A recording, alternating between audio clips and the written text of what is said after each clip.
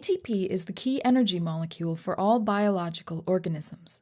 One source of ATP is glycolysis, a series of reactions that break down sugars while producing ATP. Glycolysis is a series of 10 reactions that converts sugars, like glucose, into 3-carbon molecules called pyruvate.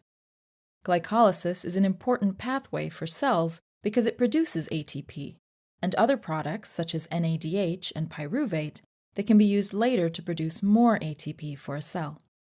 This key process takes place in the cytosol of the cell. Let's take a look at an overview of the key steps of glycolysis and focus on the input and output molecules.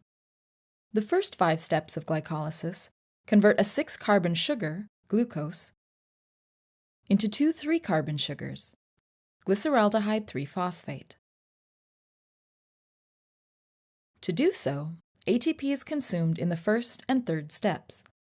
Both of these chemical reactions are catalyzed by an enzyme known as a kinase, and both reactions are irreversible.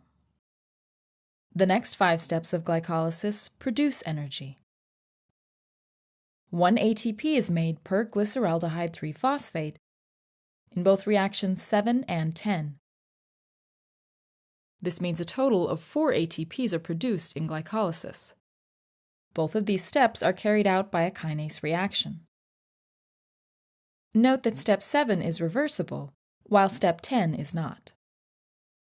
It is important to remember that the products in steps 6 through 10 are formed for each of the glyceraldehyde 3-phosphate molecules generated in steps 4 and 5.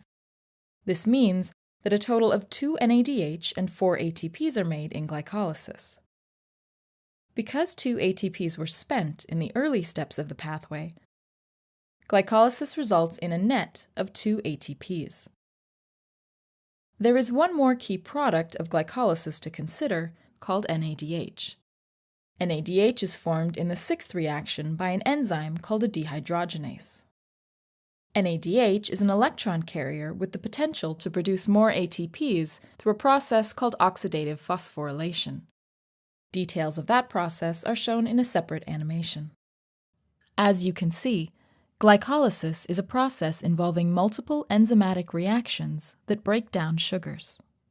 Its major contribution to biological organisms is the production of ATP, which is used to drive many other biochemical pathways.